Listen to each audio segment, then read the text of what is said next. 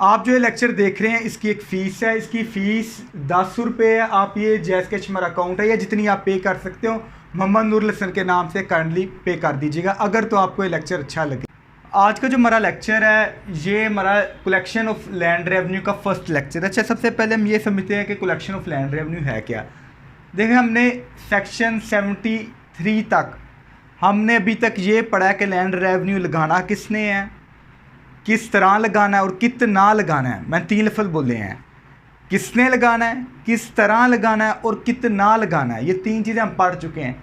अब land revenue तो लग गया है, टैक्स लग गया, वो टैक्स लेना कैसे है, वो टैक्स जारी बात है, लगाने के बाद कलेक्ट कैसे करना है, उसके लिए एक चैप्टर 8 है collection of land revenue. Section 74 से लेकर 112 तक है, 112 तक डील करता है। अगली बात आ गई कि जनाब सबसे पहले इसका पहला पार्ट है जनरल रूल्स का। बाकायदा हेडिंग नहीं मेंशन, लेकिन मैं आपको बता रहा हूँ कि क्या है जनरल रूल्स। 74 से लेकर 79 तक ये नहीं बता रहा कलेक्ट कैसे करना है, सिर्फ एक जनरल रूल्स बता रहा है मैं किसके रिलेटेड, लैंड रेवेन्यू को कलेक्ट करने से रिलेटेड। सबसे पहला हम सेक्शन पे आए तो सेक्शन 74 आ जाता है। सेक्शन 74 क्या कहता है? सेक्शन 74 सिंपल एक बात कहता है कि भाई लैंड रेवेन्यू पे कौन करेगा, लायबिलिटी। मतलब क्या इसका, पे कौन करेगा, कौन पे करेगा, किराएदार बैठा है वो करेगा या मालिक करेगा? वो कहता है जनाब आपको कौन करेगा, लैंड ओनर। एक होल्डिंग का जो लैंड ओनर है, खाते का खाता मालिक है वो करेगा, या अगर ज्वाइंट लैंड ओनर मिसाल के तौर पर आप हो, आपका भाई है और आपकी बहन है, 1 एकड़ आपके 3 लोगों के नाम है। अब जारी बात है उसको लैंड रेवेन्यू लगेगा तो उसे फिर कौन करेगा, ज्वाइंट लैंड ओनर। आप लोग क्या बन गए, ज्वाइंट ओनर बन गए ना, 1 एकड़ 3 लोगों की मिल्कियत में आ गया। इस तरह यहाँ होल्डिंग की वैसे बात है, एक खाते के अंदर जितने मालिक होंगे, खाता दरान होंगे, वो तमाम खाता दरान क्या है, लायबल है, उनकी जिम्मेदारी है क्या पे करना है, लैंड रेवेन्यू को। एक चीज़ आ गई। अगली बात आ गई सिक्योरिटी। 75 के अंदर बात ये कर रहा है कि जनाब अब ज़मीन में सबसे पहली चीज़ आपने क्या लेनी है, एक प्रॉपर्टी है उससे आपका रेंट आते हैं, प्रॉफिट आता है। प्रॉफिट कैसे आता है, कोई चीज़ प्रोड्यूस हो रही है। अब वो बात कर रहा है कि सिक्योरिटी से यहाँ क्या मुराद है। सिक्योरिटी से यहाँ ये मुराद है कि जब भी कोई प्रॉफिट आएगा, रेंट आएगा, तो सबसे पहले जो से चीज़ डिडक्ट करनी है आपने क्या करनी है, लैंड रेवेन्यू डिडक्ट करना है। अगली बात वो ये कह रहा है कि अगर कोई भी ज़मीन है, प्रॉपर्टी से अदालत ने कुर्क कर लिया है, मिसाल के तौर पर 2 लोगों के दरमियान केस लगा है कि जनाब मेरा कर्ज नहीं वापस कर रहा, अदालत ने नीलाम का बेचने लगी है प्रॉपर्टी। अब वो कहता है कि सबसेक्शन 2 के अंदर प्रॉपर्टी डिक्री के अंदर तब तक आपने प्रॉपर्टी को नहीं बेचना जब तक उसे क्या ना कर दे, लैंड जो रेवेन्यू है ये क्या ना हो जाए, पे ना हो जाए, तब तक आपने डिक्री को एग्जीक्यूट नहीं करना। अगली बात आ गई जनाब कि अगर अदालत बेचना चाह रही है प्रॉपर्टी तो फिर वो कहता है आप कलेक्टर की इजाज़त के साथ कर सकती है। 76 आ गया सेक्शन 76 आ रहा है कि regulate payment of land revenue. इसके अंदर बात ये है, देखें लैंड रेवेन्यू लग गया एक बंदे पे 1 लाख रुपए, उसकी 50 मुरब्बे ज़मीन थी, 1 लाख रुपए लैंड रेवेन्यू लग गया। अब आपका वो कैसे पे करेगा बंदा, इसके लिए हो सकता है वो इंस्टॉलमेंट करवा ले, किस जगह पर जाके देगा। सेक्शन 76 आ गया regulate payment of land revenue.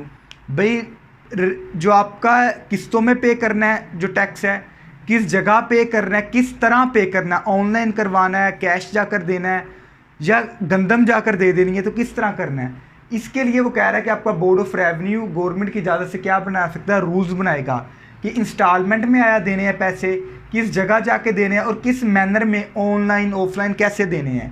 तो ये कौन बनाएगा, हमारा बोर्ड ऑफ रेवेन्यू रूल्स बनाएगा। अगर वो कहता है कि बोर्ड ऑफ रेवेन्यू ने कोई खास रूल नहीं बनाया 76 सब सेक्शन 2, तो फिर वो कह रहा है कि जिस तरह आपका जो लैंड रेवेन्यू आपको टैक्स लगा उसके अंदर लिखा है कि इतनी इंस्टॉलमेंट में पैसे और इतने वक्त के टाइम पीरियड में पैसे जमा करवाओ, तो आपने वैसे ही जमा करवाने हैं।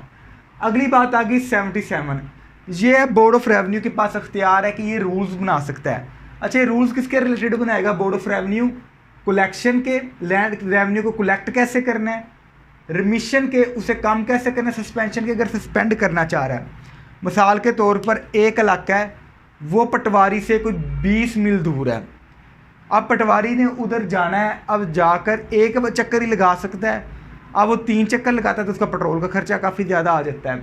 अब वो बात कर रहा है कि उसे कलेक्ट कैसे करना, रूल क्या है।